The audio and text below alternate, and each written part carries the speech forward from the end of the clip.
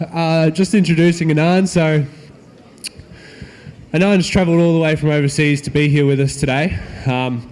Similar to Manoj, very well respected, very well renowned on the global public speaking scene.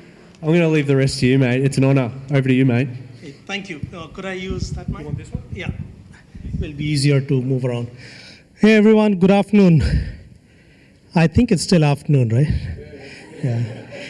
In the past 3 weeks, I've traveled so many different time zones. I have no idea which time zone I'm in. I've given up trying to fight the jet lag.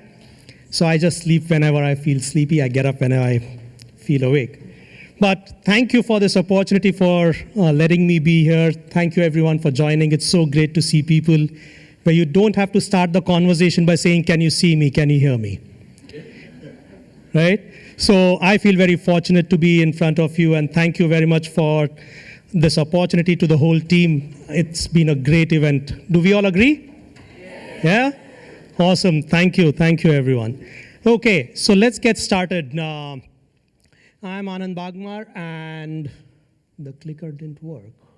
Okay. Sorry. That was not part of my introduction. So I'm Anand Bagmar. I came from Pune in India. At some point in time, I left Pune. And I've been part of the quality space since the past 20 plus years now. I started off with testing. I graduated to quality. That's how I like to describe my journey. Because testing by itself just does not work. Sorry, that's my biased opinion. We need everyone, and we saw from the great activity earlier, everyone contributes to finding issues, making the product quality better. So that's how I learned from experiences, move from testing into quality, and that's what I do. I would love to connect with you after this conversation as well, LinkedIn, Twitter, whichever way, and continue this conversation, learn from each other. I, for sure, am looking to learn from you. I dabble with open source. I'm a Selenium contributor as well, other open source testing tools that I've built. And I do whatever it takes to help make the product quality better. But enough about me. Cameron asked this question to you earlier. Who has encountered or has faced flaky tests? Can I see the hands again? Who has? Sorry, that's a wrong question. Too many hands up. Who has not faced flaky tests? Okay, I don't think I see any hand. Okay, which sort of makes sense, right? When you do UI automation, you are going to encounter flaky tests. And what I'm going to share with you is some techniques, what I have come up with that I use with different teams, how you can get better at managing it. I'm not going to give you a silver bullet, if that's what you're thinking about. No, there's no silver bullet, but that's what we'll focus on, okay? So we are going to make some assumption because we come from different domains, different roles. Let's make an assumption about the type of product we work with. Okay? Here's a seemingly complex enough architecture of a product.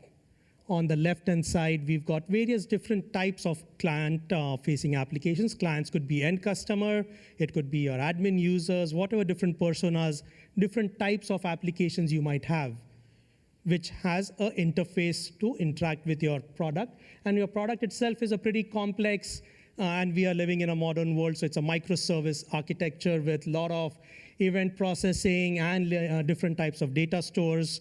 And of course, we cannot build everything, so we are going to integrate with some different set of external systems as well to use or provide certain functionality. Is this type of architecture relatable to everyone? Yeah? Good. I made a good job in generalizing it. So if this is the type of application that we have, what is our approach going to be for API workflow testing and end-to-end testing? Okay, that is the focus of this conversation. I'm bringing API workflow into the picture as well because it follows the same thought process as end-to-end testing as well. Okay? So what we would do in this case is we would have some tool. We've heard about a lot of different tools today itself, and we might have been using many more based on our experiences. What we do is we are going to try and simulate what the user is doing in form of our API workflow tests or our UI tests, and have it replicate the user behaviors, the user action, the business functionality, which will in turn make calls to your application. It will do some processing. That is going to call some external systems wherever required, and hopefully everything works fine, right? That is what we do. Now, what are the typical challenges we face with such type of complex application and when we are trying to automate these types of tests? What are the different challenges you have faced in the past? Some parts might not be ready, okay. Constantly changing, what is constantly changing? Requirement, that is a different thing itself, right? Let's assume the requirements are there and you're just running your automated tests, okay? Some interface integrations have changed, yeah. Unstable environment, very good. Constantly changing IDs, yes. That's at the UI layer if you're doing UI test, locators changing, okay. Availability of test data, great. I should have structured my question better. This is a lot of challenges. Okay. So we are going to focus on some of these challenges, okay? Because as I said, this is not a silver bullet. One thing cannot solve everything. We are going to focus on some specific types of challenges. And none of you gave me the answers that I was looking for because I cannot change the slide now. Okay? So our end-to-end scenarios or the API workflow as well, these are long-running scenarios, right? They are not specific tests. They cut across the breadth of your application. It needs a full application to be deployed, available data, infrastructure, integrations, everything to be working before you're able to execute it successfully, right? So this is a long-running scenario. It, of course, has a slow feedback cycle. If at all, it passes consistently. The other aspect is the limitations of what you can really test as well. Does this make sense? Okay? Why does it make sense? Sorry? Hard to force errors or different paths to be generated based on the trigger points from the leftmost side, which is what you have in control. Right? So you can only do happy path tests or some obvious negative cases, edge cases, based on, again, what you can control as a simulation point from your test execution. That means all your negative cases, edge cases, error handling that needs to be happening in your application cannot be tested from these types of tests. Okay? And that's a big problem as well about the value that you can generate from these tests. Okay?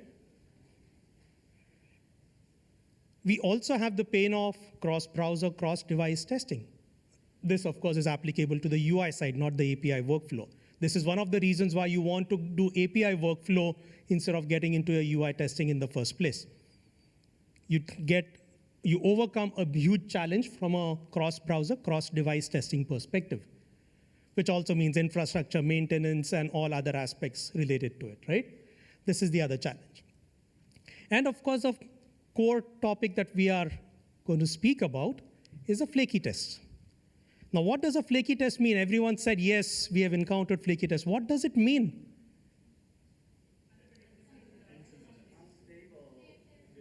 Unstable, unpredictable. What else? Inconsistent, someone I think said, or something about consistency. But why are these tests unpredictable, unstable, inconsistent, and whatever other words we can think of? Timing, performance. Someone had mentioned locators earlier. Sorry? Speed. Speed of what? Sleep. Hey, you cannot use that word with me. Okay, I gave you the trigger words. Okay? Let's call it weights, okay? Let's call it weights. Yeah, okay. Race conditions, excellent. Okay? So there are a lot of factors that contribute to tests being flaky. And in very simplistic terms, what flakiness means, something that passes sometimes, fails sometimes, and you have zero control on it. Okay? How do we avoid flaky tests? Sorry? Turn them off. That's a great answer. I wish we could. Sorry. How do we avoid? @ignore. That is as good as removing it off. That's great idea, actually. What else? More implicit weight or more weights, okay? It's not a solution probably. In some cases, it may work, some cases may not. Error handling, what do you mean by that? What type of error will you handle? We got application errors when so many users suddenly started using, right? How are you going to handle that type of error? It works, the site works. We've all seen the agenda, and that's the reason why we came here, right? So we know it works. Retry, thank you. Retry automatically? Yeah? How many of us use retry as a feature?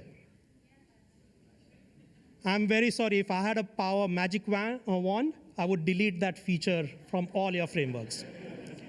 Okay, that is not a way to handle flaky tests. It is just hiding the fact, ignoring the fact that there is something wrong. Okay, so there are a ton of reasons why tests can be flaky. All of what you said is correct. How you handle it, of course, it's a choice. Do I want to take the shortcut and get done with my work, let someone else handle the issue? Or let your users face the issue and then report it in form of crowd testing, as an example, right? User feedback directly. So flaky test is a huge challenge when it comes to doing API workflow as well as UI testing. Some of the challenges we saw demonstrated from the crowd testing activity was not necessarily UI testing. We just used UI right now. If we were going to make API calls for same thing, we might have experienced similar type of issues as well in most cases, right? So these challenges are genuine challenges, and we need to find a better way to address it. What I'm going to discuss today or focus my conversation on is a few solutions that I have come across that help, and this doesn't solve the full problem at all. But these are few aspects that can be taken care of with some of these solutions, okay? The first one in some ways was already discussed.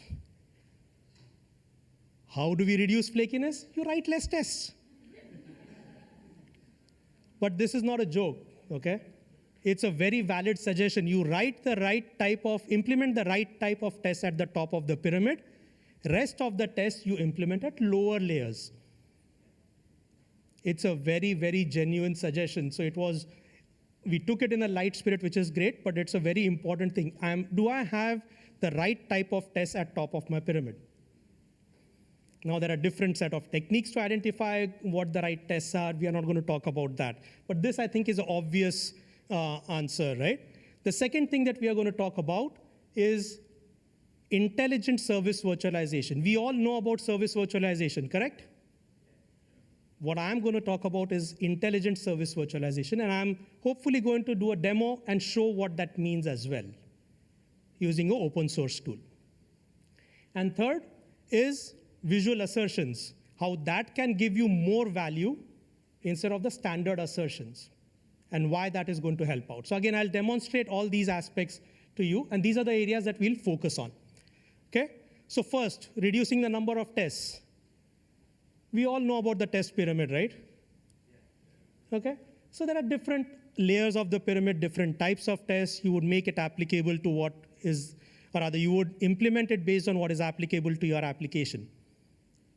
What is important to understand is the automation pyramid or the test pyramid should also include NFRs, because these are also types of automated tests.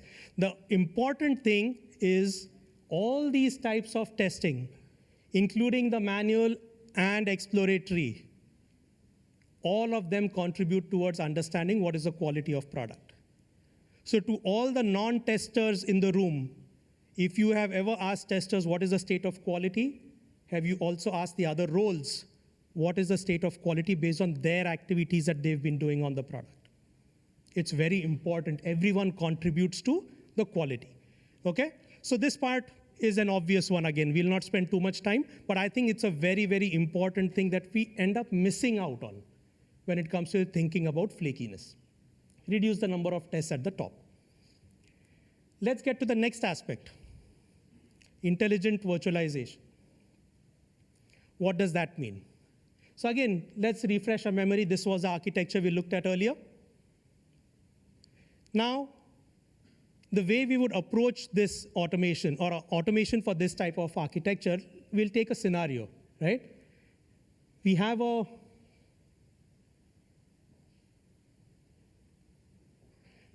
test that is implemented. Doesn't matter if it's a UI test or an API workflow test. There is some test implemented in any tool. Tool also does not matter. This test is eventually going to trigger an API call from the client side front end or directly an API call to the backend service. Let's assume it's calling service 2. Service 2 is going to do some processing with that request. At some point, it might say, wait a minute, I need to call an external service, get some data from there, based on the response, do some more processing, and then return to the caller, right? A standard flow that would be there.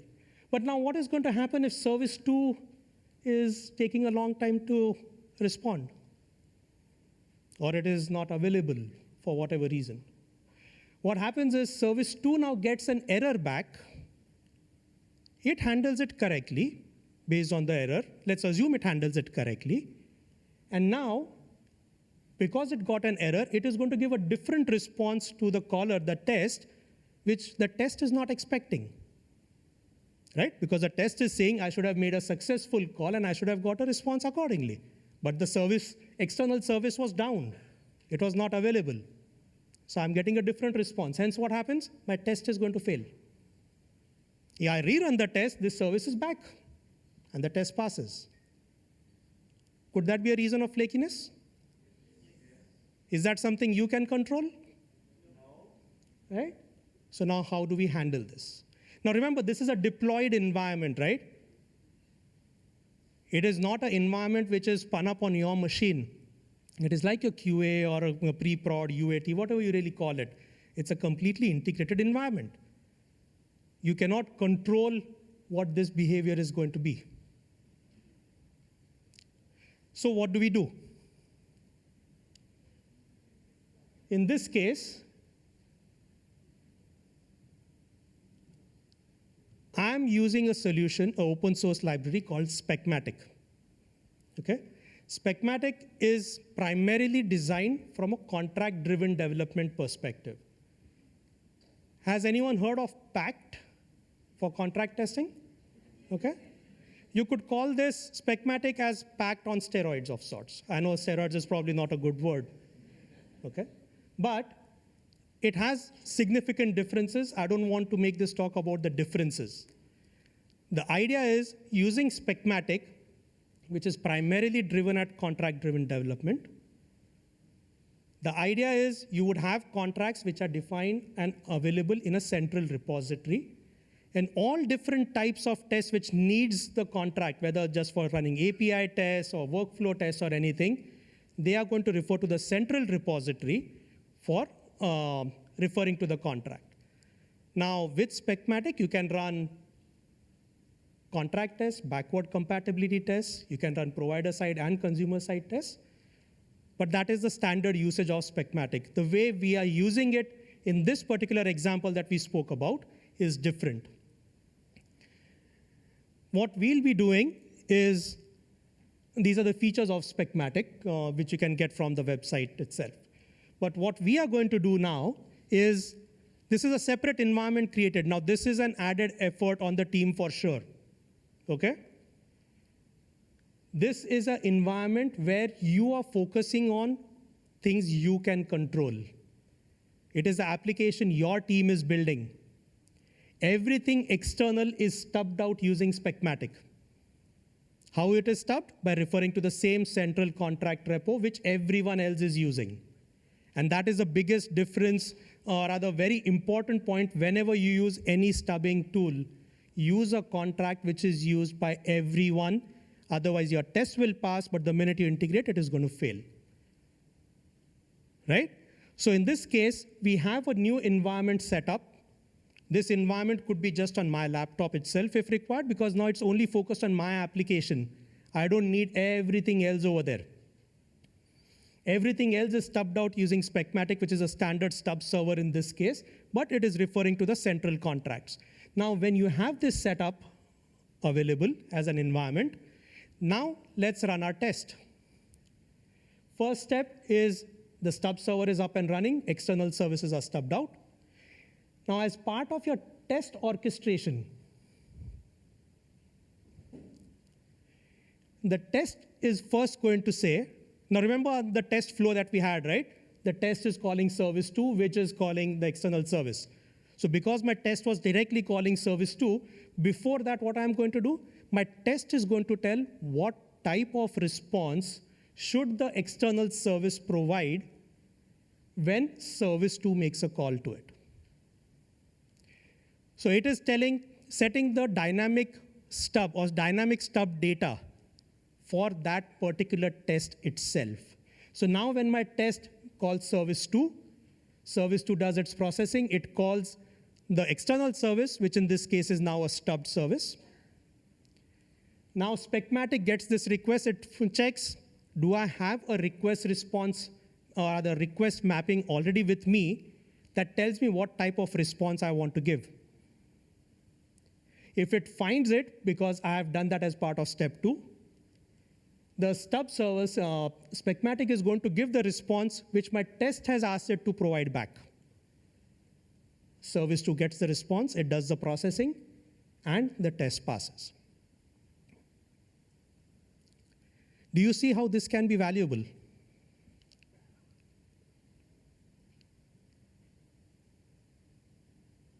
What do you think is the value of this approach? Why? Why is test flakiness no more? You're not depending on the external. What is the second advantage that you get over here?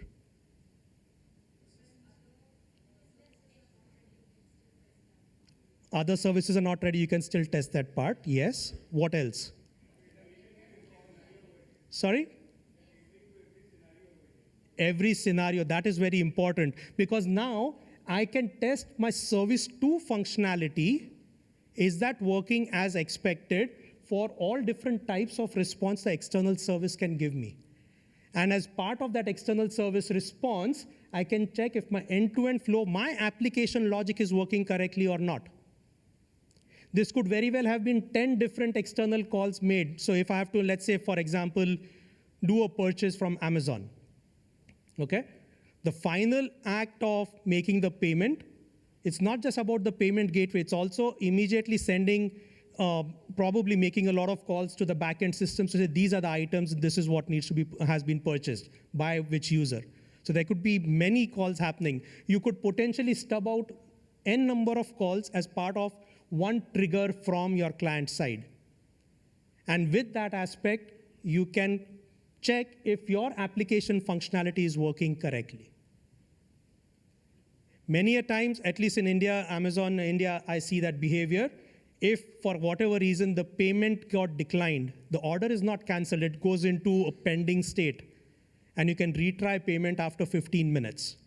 How do I simulate that situation without having to take down the payment gateway or have it give a different response?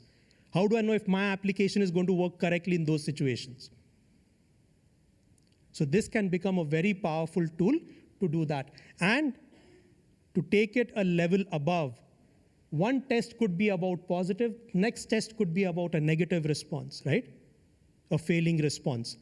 Because each test is setting that what type of response is expected. Of course, the request has to match exactly what the test is going to trigger via service 2. Or service 2 is going to call the external service because of that specific test, right?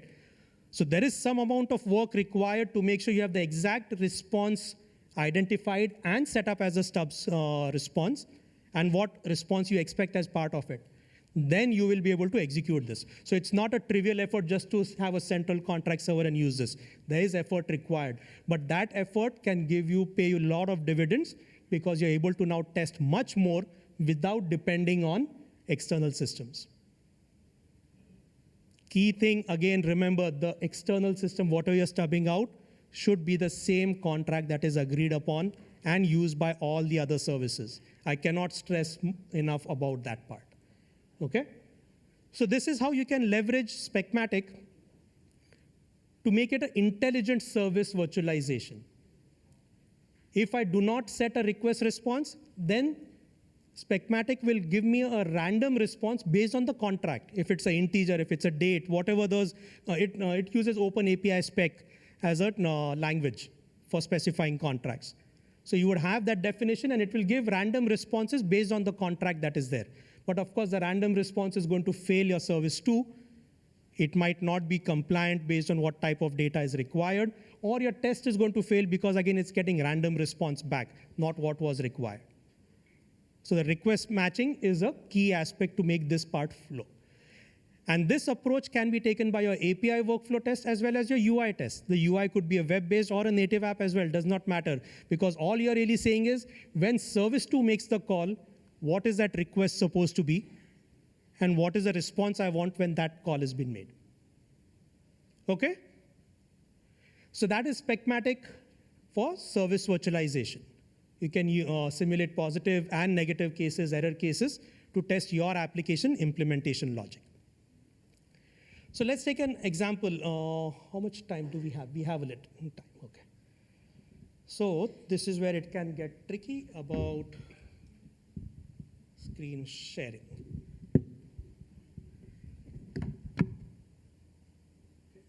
Am I still audible at the back? Yeah? No, not much? Okay, I'll speak louder, okay?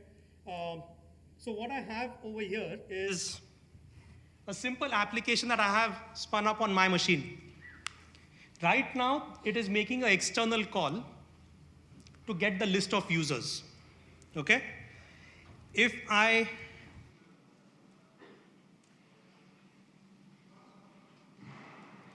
I'm going to change the application behavior to say, instead of going to my external API to get the list of users, I want to point, I'm going to take that API down for whatever reason, right? I don't want to go to an external call. Now, at this point, I do not have Specmatic running. I just have my application running. So if I refresh the screen, I don't see the list of users come up over here anymore because the call is failing. There's no such endpoint where I can get the list of users.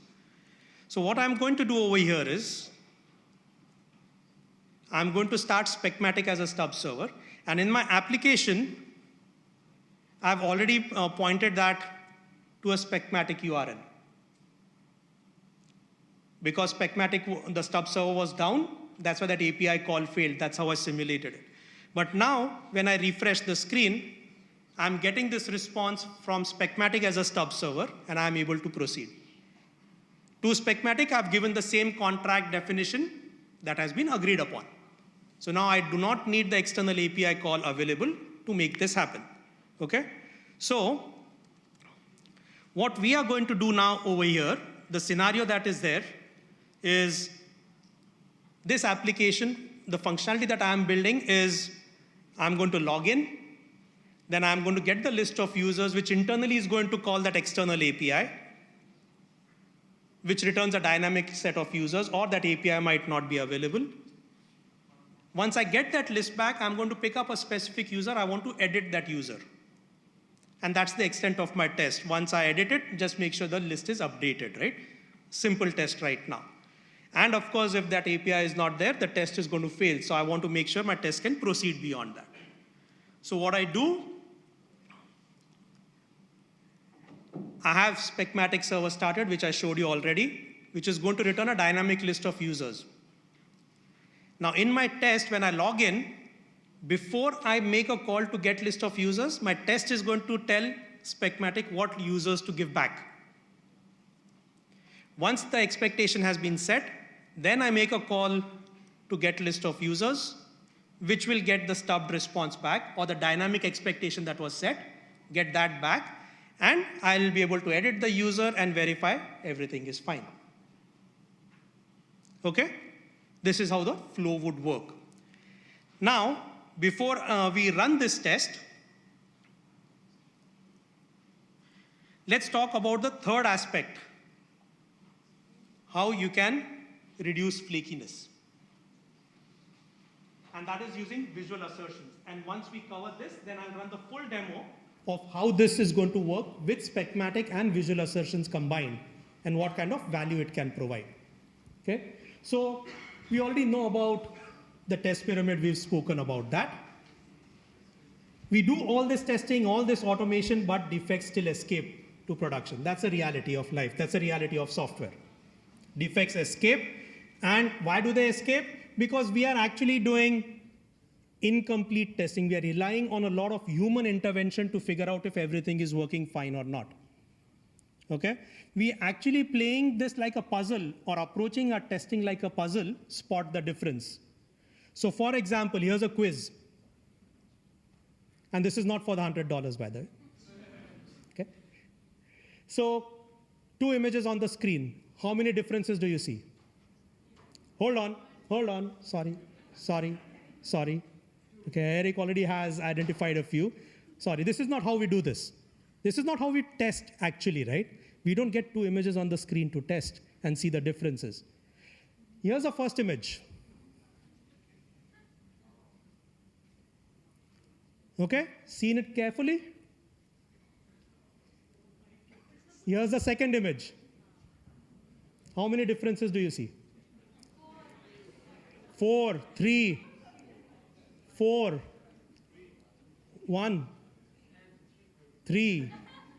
Okay, you are saying 3, but you are raising 4 fingers. I don't know what's happening here. Okay? This is actually the approach of our testing. Is that correct? Yeah? We have something from our design, what is expected behavior of our application.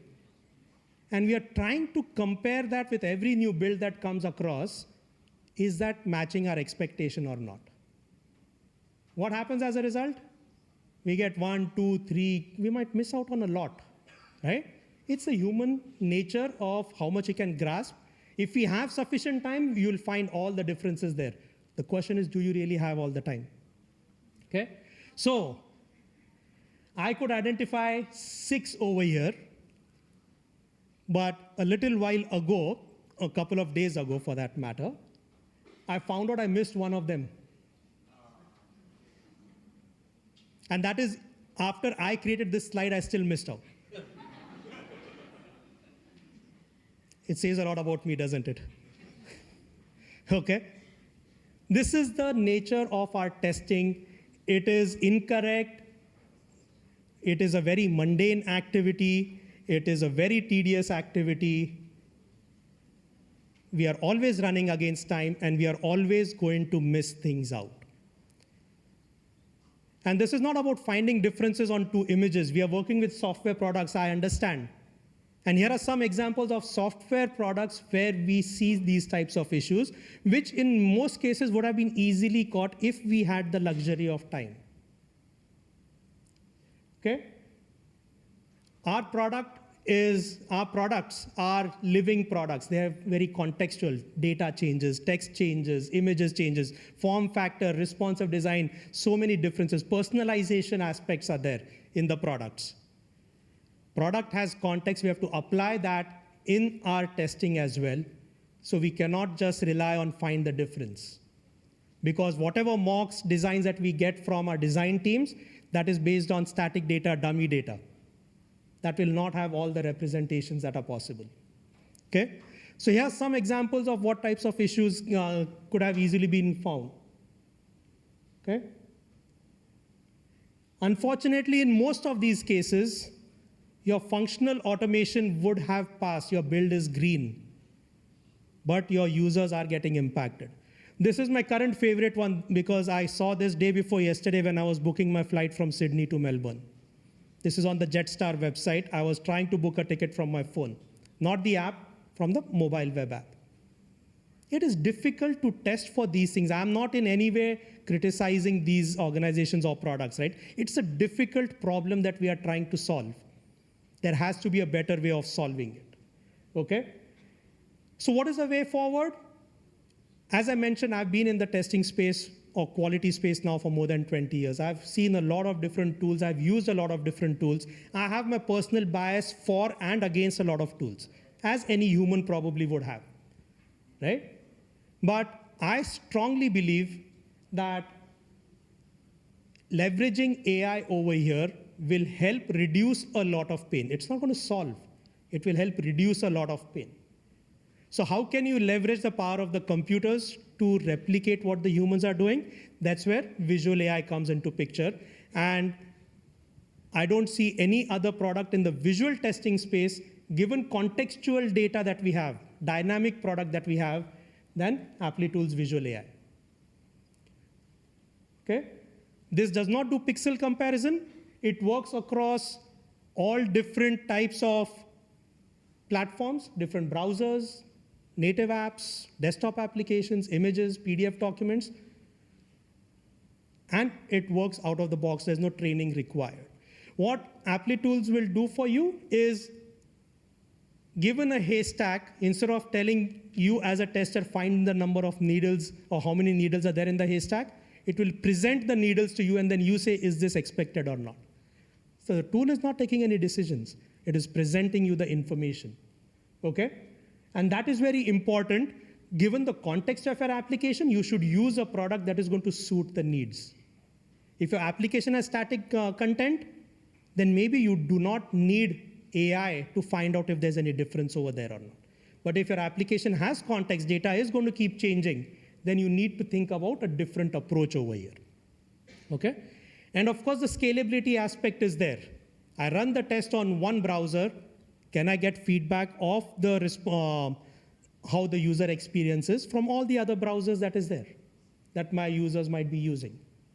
So without having to rerun the number of tests, n number of times for all your different browsers, devices, viewport combinations, you run it once and get the feedback all at the same time.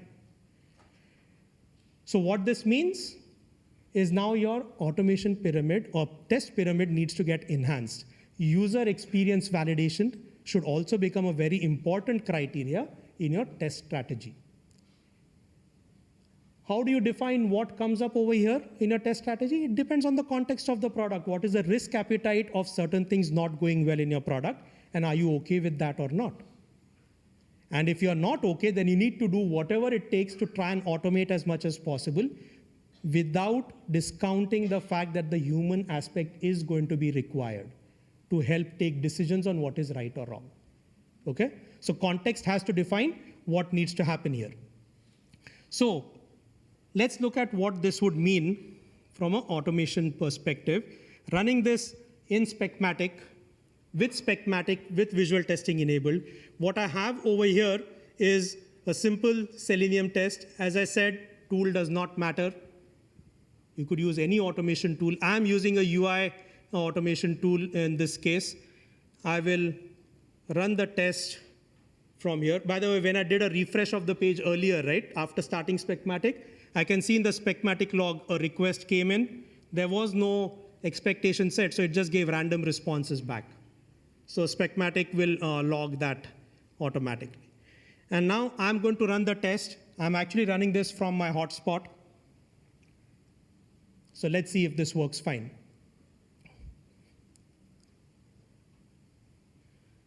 Browser got launched. And where did it go? It came on the other screen. I was worried for a minute. If I can find the shortcut. There we go. Okay. This is going to run crazy slow because I'm using hotspot on my India network connection. Okay, so please bear with me. But the test is going to run. You see it says login page has come up. Login is happening. And now, instead of that one user that we saw random that came up by default from Specmatic, we are seeing there were 6 users that came up because that was the expectation that was set on Specmatic by my test. Okay, and the test will complete. The functional test has completed. Visual validation is going on. From here, I'll move on to this side. We will see the results come in the Applitools dashboard. This is from an earlier test run. The current one is going on.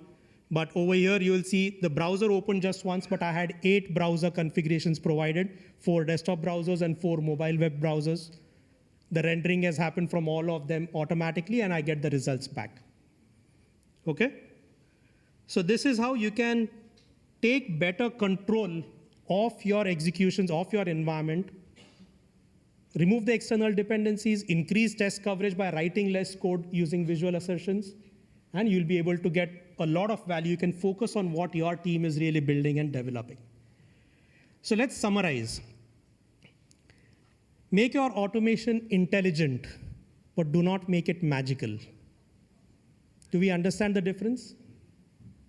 Magic is something you don't understand. You are not in control of what is going on. You have to be in control of how your automation is happening, what is expected to be executed, what is the validation that you expect to happen out of it. Nothing happening automatic in that sense or magically in that sense, right? You need to be in control. So reduce the number of UI tests, remove external dependencies using intelligent virtualization, and use visual assertions instead of functional assertions. This will help a lot in taking your automation to the next level and getting faster feedback. How are you going to reduce the UI test? Think about the test pyramid, how you'll get feedback faster. By default, any test that needs to be automated, start by thinking, can this be done at a unit test level? If not, go a layer up, go a layer up. The last answer, if you say it's an end-to-end test, then it's the right answer. Don't start by default on the top. Start from bottom of the pyramid as a first step. Virtualize the external dependencies at runtime. That is important. That will decouple your tests. You do not need to have a lot of test data. Of course, there is additional work required from your test to set the expectations. But these are standard libraries, utilities that you can build in your framework to make that happen. Setting the expectation in Specmatic is just about making an API call. So as long as your tool can make API calls, you're all good. And last is the visual assertions. One call can do a full screen validation or a specific region validation as well. And you are validating the UI as well as the UX functionality as well as user experience, all in the same call. With the ultra-fast grid, you can get the scaled execution feedback also automatically. So with that, I'm going to pause. The slides will be shared with everyone. The resources, everything will be available. And of course, you can always reach out to me and we can talk further about this concept and any other techniques you might have used to make your tests much more stable. Thank you very much. I don't know if you have time for any questions. Thank you so much, Cameron. This really made my day. I had to try. Okay, so I ran a test. I showed a bunch of tools. What are the different tools, tech stacks that we used for the demo? Specmatic, Applitools. You raised your hand, but you didn't speak up. Who said Specmatic and this? Okay. There she goes. She wins the voucher. Thank you. Thank you, Cameron. Thanks, everyone. Have a great evening.